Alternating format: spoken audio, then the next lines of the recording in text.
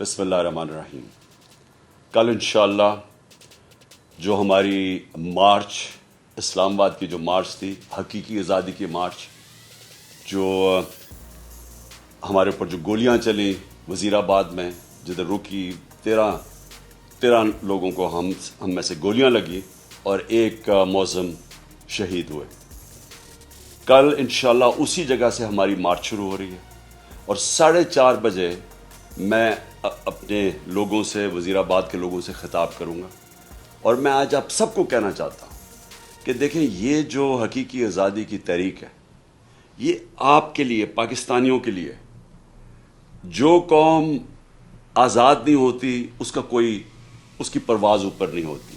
انصاف قوموں کو آزاد کرتا ہے اور یہ اس وقت پاکستان بننے کے بعد سب سے اہم اس ملک کی حقیقی آزادی کی تحریک ہے.